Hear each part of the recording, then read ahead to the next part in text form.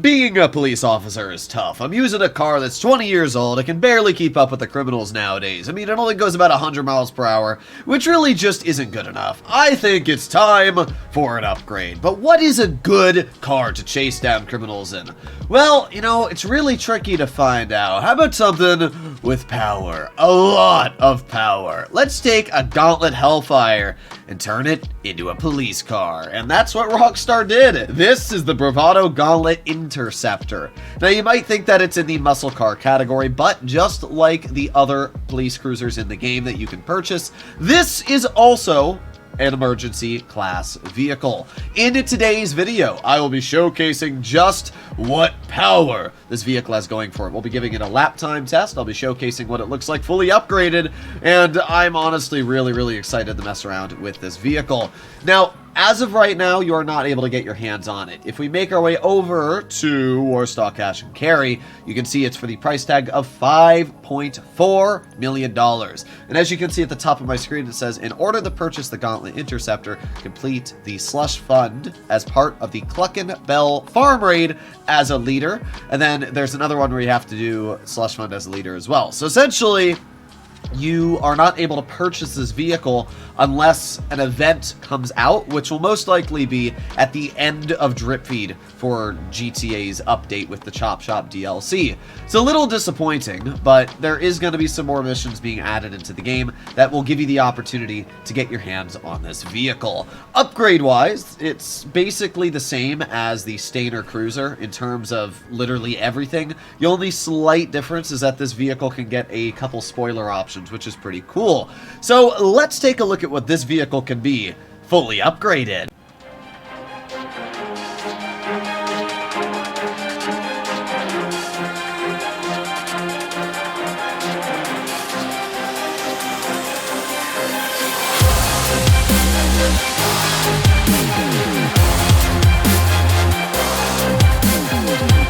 This might be my new favorite vehicle in all of Grand Theft Auto Online. The Chop Shop DLC might not have brought a lot when it comes to making money, but it has brought an insane amount of vehicles that are so dang good. We have this, which is the Gauntlet Interceptor. We have the Stainer LE, which is another cop car that is super duper cool based off the Crown Victoria. And then we have the unmarked police car, which is also epic, and the Turismo Amaggio, which is probably my favorite supercar. And this, I mean, look at this thing. First of all the lights on it work, which is absolutely epic. And it's got an engine scoop that comes right out of the hood, which is absolutely amazing. It's got a bull bar, which is great for ramming. The interior, it has a freaking shotgun rack on the interior of this vehicle, which is just A++. It has amazing liveries. It has a spoiler option that you can put on it. The only thing that I don't really understand is why you can put a wheelie bar on the back when it's not a muscle car, so you can't actually do wheelies. I do have to say, I think Rockstar should have made this in the muscles category, not in the emergency vehicle category. But still, the vehicle looks amazing. This is by far one of the best vehicles in terms of looks Rockstar has released in a very long time. I could care less if it's just a reskinned Gauntlet Hellfire. We are going to start this video off by seeing just how fast this vehicle can go in terms of top speed. We got our speedo lined up, so let's do this full speed ahead. I have a feeling it's going to be quite fast. We can see off the line we are already going over 100 miles per hour, which is pretty dang quick. This is already way faster than the Stainer LE. 119, 120, yeah. All right, this is actually really good. I'm glad that this vehicle has a good top speed. It looks like we've actually reached it, though. It seems to be about 122 miles per hour, as we're not crossing 122. Like we have here a teeny bit, but as you can see, it's going back down. So yeah, top speed, 122 miles per hour on this vehicle. It's not ridiculously fast, but it has really good acceleration, and that's faster than all the other police cruisers, so I'm not going to complain. It's actually quite quick in terms of the sports category, so not too bad at all. For those of you who might be wondering, the Gauntlet Hellfire muscle car, which is what this is based off of, can reach a top speed of 126 miles per hour. So this is slightly slower, but but it's not too much of a difference to warrant it being a flat worse vehicle. We are going to put this car to the test and see how good it is able to complete our lap time course. We have 4 miles, and I think it'll do all right. I got my stopwatch ready in 3, 2, 1, full speed ahead. Now, because this is basically a muscle car, I expect it to handle like a muscle car, so I'm going to have to feather the throttle on a lot of these corners here, most likely, because if it's anything like the Gauntlet Hellfire, things got a lot of power. Alright, let's turn on the lights and sirens. Why not? It'll make it a little bit more fun, plus the cars are going to stop for us, which will actually be pretty dang nice. Handling-wise, it's actually, it's controlling pretty well so far. We're going to roll around this corner here. Oh, yeah. I'm not having any troubles with the handling so far, and the acceleration feels absolutely fantastic. Okay, not bad, but that car almost stopped right in front of us, which would have been a big old problem.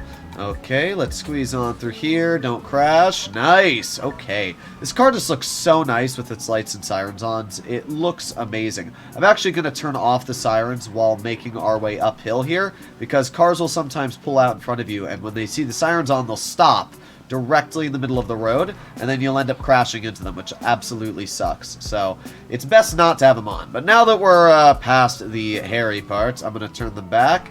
Oh yeah, so far, no troubles whatsoever. We're at 1 minute 10 seconds on the clock, and we're doing pretty good here. I have to say, the handling feels better than I expected it to be. We are now on the downhill portion.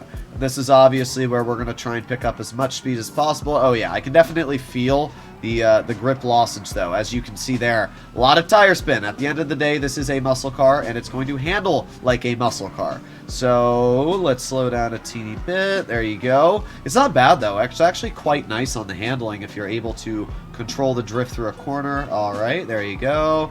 And troll around this corner. Sweet. Okay, then this corner here. Not bad at all. Not bad at all. As long as you're not applying the gas and you're going around these corners, the car handles very well. We're at 1 minute 54 seconds on the clock right now, and we are just rolling around the final areas. We just have a 1 mile strip left to go, and this is where that top speed and acceleration is going to come into play. So let's see just how it can do. Oh my god. All right, I'm going to have to take off like half a second on our lap time there. The lights and sirens definitely didn't help us because it stopped that vehicle when we were trying to get around it. But that's fine. Here we go. Full speed. We're at 2 minutes 20 seconds, and we should be able to set a decent lap time. This is way, way faster than the other police cruisers. I can tell you that for a fact. We just got to roll around this corner here, and done. Not bad. I'm going to say about 2 minute 33 with that little mess up there with the cars in our way. That's not bad. 2:33 is on par with a lot of sports cars. In fact, I set a 2 minute 30 in the SM722, and I was also pretty similar in the Massacro. So yeah, in terms of lap time, this vehicle is very similar to a lot of these sports cars, which means it should be able to keep up with them. It's obviously not going to handle as well because it's a muscle car. It's rear wheel drive. It's got a lot of power on those back wheels, which is going to make it a little tricky to maneuver. Maybe it'll be better with off-road tires. I'll have to try that at some point. But yeah, definitely in terms of the handling category, I'd probably say about a 7 out of 10. You're not buying this car for the handling, but it is way better than the Stainer LE and the Unmarked Cruiser because obviously it's much faster, and honestly the handling's not all that much worse. So it's actually pretty good. I'm going to be completely honest. I would highly recommend to pick up this car when it obviously does get released. I don't know when it's going to be released. I should point that out now. I have a feeling it will be quite a while though. Knowing Rockstar, they're going to drip feed the crap out of this update, and this will be one of the last things released. It's very disappointing because this is one of the coolest vehicles ever, but oh well. I guess start saving up because this vehicle's $5 million. I'll see you all in the next one. Bye-bye.